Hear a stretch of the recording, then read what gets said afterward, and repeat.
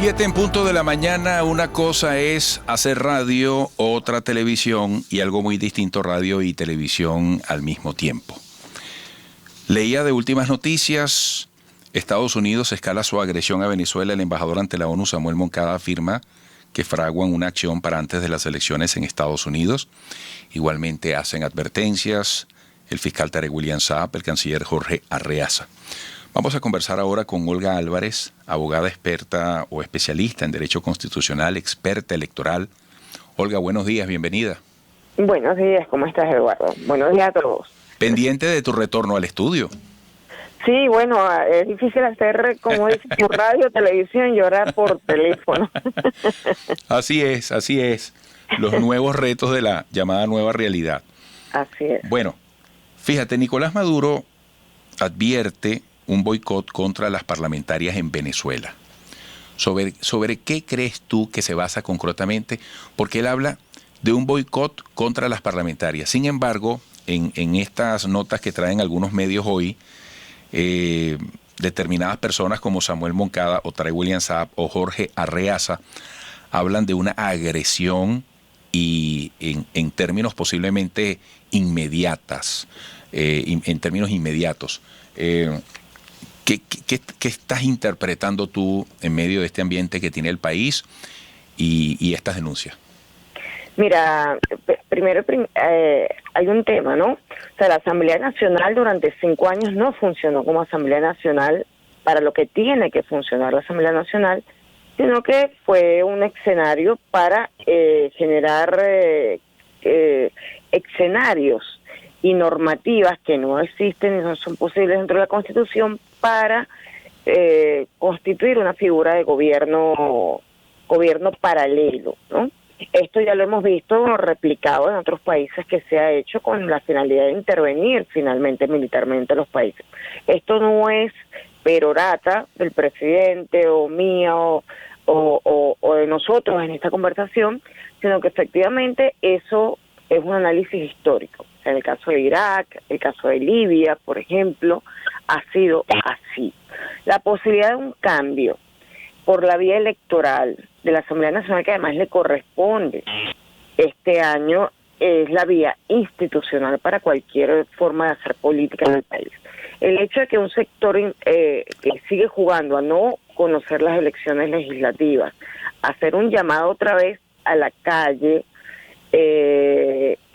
hace 2-3 días que hicieron ese llamado, así como de plantearse una nueva ruta, y todas las posiciones que ha mostrado tanto el vocero del Departamento de Estado, recientemente Crespo Aler del Comando Sur y otros personajes de Estados Unidos, pues advierten que sí, que es posible que haya una actuación en contra de un proceso electoral que ya está encaminado.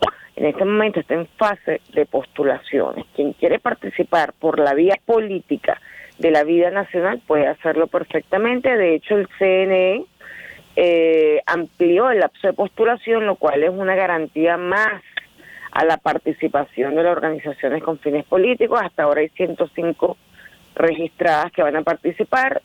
Queda abierta la posibilidad para que cualquier grupo de electores o cualquier otra forma de asociación con fines políticos presente sus candidatos en este lapso que se extendió de postulación y que no afecte el resto del cronograma electoral. Ahora, hemos visto en el 2005 cómo se jugó la carta de deslegitimar las elecciones parlamentarias de 2005. Recordemos perfectamente que el día anterior al día de votación, Henry Ramos Ayub, con una carta bajo la manga, yo la recuerdo bien porque yo estaba coordinando una misión de observación aquí en Venezuela, llamó al resto de los partidos políticos a retirarse cuando habían participado en todo el proceso electoral y habían asistido y habían atestiguado las auditorías múltiples que se hacen al sistema electoral antes del proceso electoral. Incluso muchos candidatos tenían posibilidades. Más recuerdo perfectamente una reunión de observadores con Juan Carlos Caldera, que era candidato para diputado por Primero Justicia y que tenía muchas posibilidades de salir vencedor en esta contienda electoral, Él mismo reconoce ante los observadores que efectivamente no se lo esperaban, que fue un llamado de acción democrática y en bloque, y muchos quedaron sin las posibilidades de llegar al curul, ¿no? Esto lo hemos visto reiteradas veces, Eduardo, que se insiste en desconocer el proceso electoral. Esto que habla el presidente Nicolás Maduro es más que el desconocimiento. Puede tratarse de una acción incluso de tipo militar, como ya se ha intentado varias veces. ¿Aló? Sí. Ajá. Es posible, el 30 de abril del año pasado hubo un intento de golpe de Estado fracasado, fallido, en donde se simuló ante el mundo que se había tomado la Carlota, cosa que era falsa, pero es un tema de juego mediático que se hizo para hacer creer que había un golpe de Estado y quizás para alentar a un sector de la Fuerza Armada Nacional Bolivariana a no sé a qué. Ahora fíjate, Olga, disculpa la interrupción. Desglosar el panorama del país en este momento no es fácil, tiene muchos escenarios simultáneos, hay muchas aristas, porque fíjate, recientemente, por ejemplo, se pronunció un grupo, creo que de 27 organizaciones de la oposición, para decir que no había que votar, que no estaban dadas las condiciones. Hubo este documento de la Conferencia Episcopal Venezolana, donde, bueno, se le hace un llamado muy directo al sector de la oposición a que conecte con la gente, a que no le sume más desconexión, más desánimo. De hecho, Data Analysis está diciendo, yo lo destacaba hace poco, que un 16% de los venezolanos apenas ha manifestado disposición para votar. Ayer yo vi en las redes sociales que recogían una afirmación de Guaidó, quien decía: seré presidente interino hasta que haya elecciones libres. Y recientemente también se ha sabido de personas como María Corina Machado, como Calderón Berti, como Diego Arria, como Antonio Ledesma, que están diciendo que hay que retomar esa fórmula de cese de usurpación, gobierno de transición, elecciones libres. ¿Cómo entonces asumir como venezolanos todos lo que se plantea en los próximos tiempos? Y esto en medio de la pandemia, porque estamos en la fase más aguda de la pandemia. Porque yo creo que también es interesante analizar Venezuela después del 6 de diciembre. Es un tema interesante. En medio de todo esto, Maduro anuncia que la Asamblea Nacional va hasta diciembre. Entonces, es una gran complejidad lo que tenemos por delante. Claro, bueno, como tú dices, analizar los escenarios en Venezuela estando en medio de una pandemia, de un bloqueo financiero y comercial, de una permanente agresión a través de los medios. De hecho, ayer, por ejemplo, retiraron de YouTube un canal de televisión nacional, ABTV. O sea, hay una intención de impedir la comunicación, ¿no? Ya lo habíamos visto con DirecTV cuando asumió las sanciones de la OFAC y dijo que retiraba de Venezuela a DirecTV. O sea, hay todo un escenario complicado que hemos estado analizando, ¿no? Recientemente. Hay mucho que revisar. Pero te digo, en cuanto a la posición de Guaidó, sinceramente yo no creo posible que todavía en Venezuela, Eduardo, haya personas que a este señor no lo cataloguen de criminal. O sea, estamos hablando de una persona que entregó activos de la República y que no se sabe dónde fueron a parar. Dinero que no se sabe en qué cuentas están. Dinero que dejó de percibir la República para salud, para alimentación, para invertir, porque aquí la mayoría de las divisas entraban por el rubro petrolero y se entregaban a la empresa privada para que desarrollaran sus actividades. Pues, por ejemplo, cerca del 96%, del 65% de las divisas eran entregadas de forma preferencial a la empresa privada para la industrialización del país. O sea, es un tema complejo, Eduardo.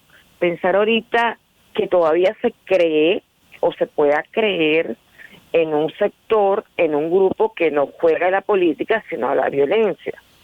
Ojalá la gente se diera la tarea, los que creen en esto o que todavía tienen esperanza en una intervención militar, porque el cese de la usurpación, eso solo habla de un golpe de Estado o una intervención militar. Golpe de Estado descartado, porque la Fuerza Armada Nacional Bolivariana es lo suficientemente leal a la Constitución. Pero la intervención militar hemos visto que han habido ya situaciones en las que efectivamente se han contratado hasta mercenarios para ello, y los ha contratado Juan Guaidó. Juan Guaidó solo no, porque él no piensa el plan, sino quienes pusieron a Juan Guaidó como cara visible de toda esta amenaza permanente de naturaleza además terrorista. ¿Por qué terrorista? Porque no está dentro de la institucionalidad y porque piensa que el elemento posible, el instrumento para poder obtener el poder es la violencia, y de forma sistemática. Así lo decía el contrato, por lo menos de mercenariado. Mira, Olga, tengo que ir a la pausa. Al regreso, hablando del día después del 6 de diciembre, del día después de las parlamentarias, bueno, cómo imaginar el tablero y las posibles jugadas, porque hay buena parte de la comunidad internacional que está muy pendiente de lo que pasa en Venezuela, que dicen que tiene que llegarse a un acuerdo, que no hay garantías para las parlamentarias. Yo te pregunto, y dejo eso para la próxima parte, Vale. ¿qué posibilidades ves tú de un gran acuerdo nacional, como muchos sectores dicen que se requiere con urgencia en Venezuela? Olga Álvarez, abogada constitucionalista, experta electoral, con nosotros al regreso.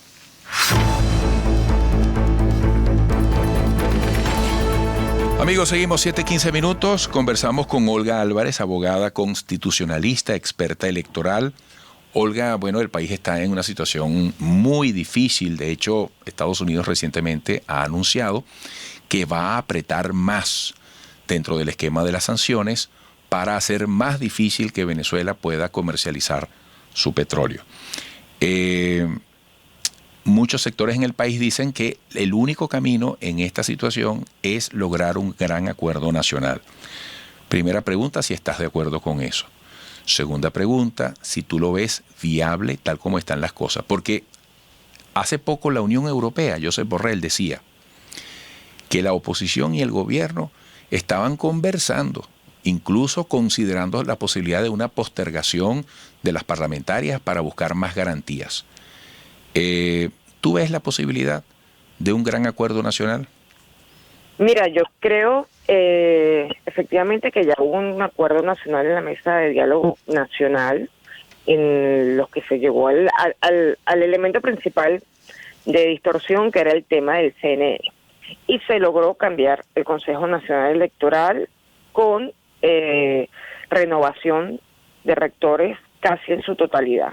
Solamente repitió una rectora que me imagino no fue objeto de rechazo por parte del sector de la oposición que estaba en la mesa de diálogo. Eso por un lado. Las parlamentarias correspondían este año. No hay nada que hacer, ni se deben, a mi entender, postergar. Porque eso, lejos de dar más garantías, crea mucha inseguridad. Es decir, tú puedes ampliar el plazo, por ejemplo, postulaciones para dar más garantías a la participación de todos los sectores, pero estar cambiando la fecha, ya nosotros tuvimos una experiencia, ¿te acuerdas? El 28, tú recuerdas eso, ¿verdad? Que quedó como grabado como un chiste en el venezolano. Sí. No es bueno, no es conveniente en procesos electorales esas postergaciones cuando ya se ha fijado una fecha electoral.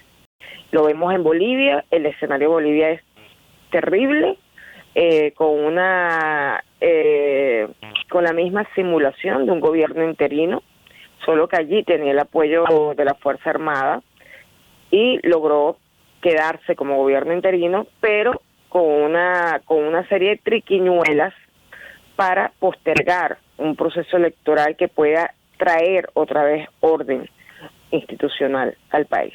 No me parece sano. Y el acuerdo nacional hay que hacer, o sea, cualquier acuerdo nacional, el que se hizo en la Mesa de Diálogo Nacional, o cualquier otro que pueda haber en cualquier otro momento que no tenga que ver con las parlamentarias, tiene que ser con el sector que hace vida política, no con el sector que está trabajando de espalda a la Constitución y está trabajando para intereses extranjeros. O sea, además, Eduardo, la situación va a cambiar a partir de noviembre. ¿Cambiar en qué sentido? Bueno, va a haber seguramente un reacomodo geopolítico por las elecciones de Estados Unidos. Nosotros no estamos aislados en el panorama mundial. Nosotros somos la joya de la corona. Pero un reacomodo, porque tú crees que si ganara Biden, por ejemplo, cambiarían las cosas, la manera de relación de Estados Unidos-Venezuela.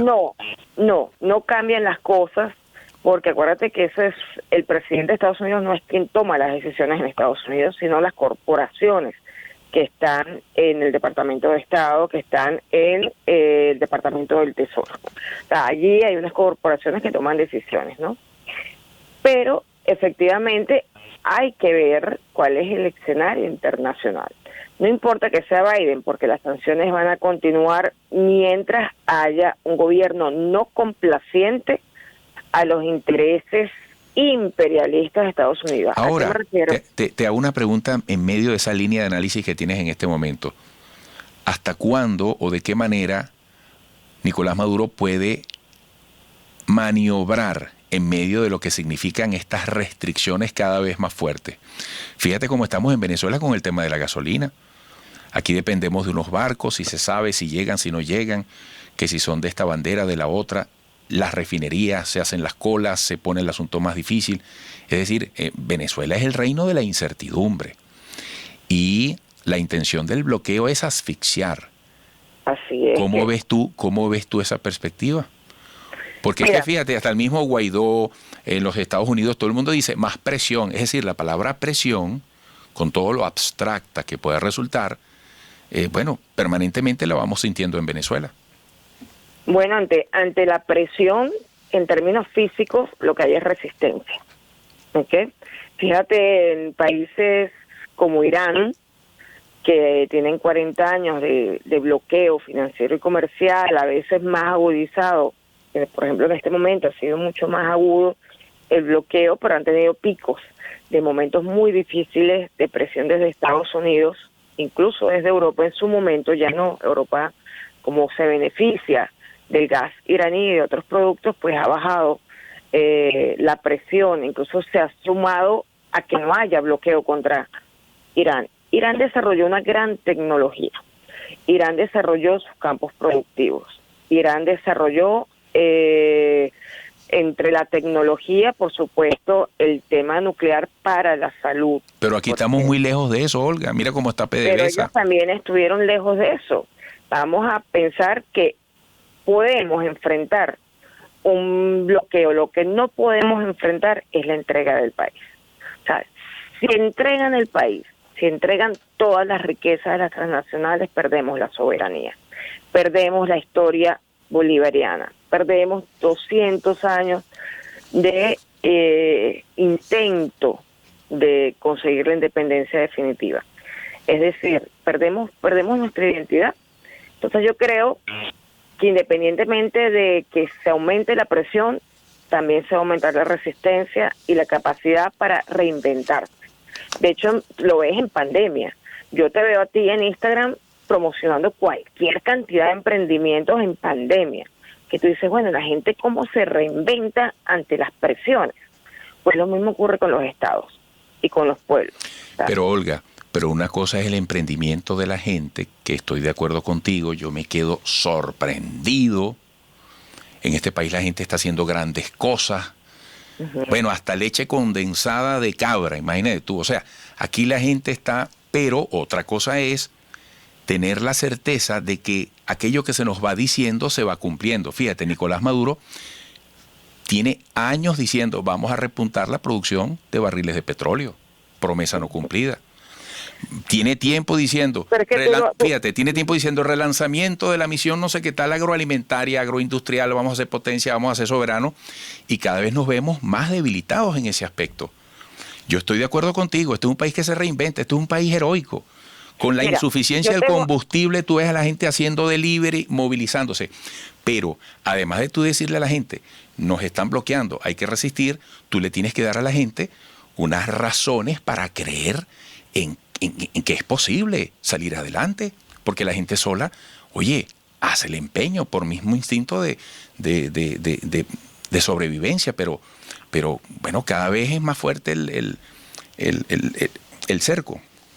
Bueno, mira, vamos a estar claros, de todas maneras, lo que hace Estados Unidos con Venezuela viola el derecho internacional, no está permitido por el derecho internacional, lo hace de forma unilateral y ha sido eso cuestionado incluso como delito de lesa humanidad. Es decir, lo que hace Estados Unidos con Venezuela es un crimen de lesa humanidad. ¿Qué sucede? Que Estados Unidos no está solo en el mundo hay otros polos de poder económico, comercial. Tenemos a China como un eje euroasiático que está formando para lograr una nueva relación financiera, comercial en la ruta de la seda. O sea, hay cambios que se están dando a nivel geopolítico que tienen que ver con Venezuela, porque Venezuela finalmente, efectivamente, tiene reservas de petróleo, tiene reservas de oro y está en los primeros lugares de reservas de no solamente de petróleo y de oro, sino también de coltán, que es muy apreciado para la industria de la tecnología en este momento, ¿no? La industria de los teléfonos, la industria de la fabricación de todo el sistema de telecomunicaciones, etcétera, ¿no? Pero el tema es, ¿qué decirle a la gente? Es la pregunta que tú me estás haciendo. Es decir, tienes un minuto. No estamos solos.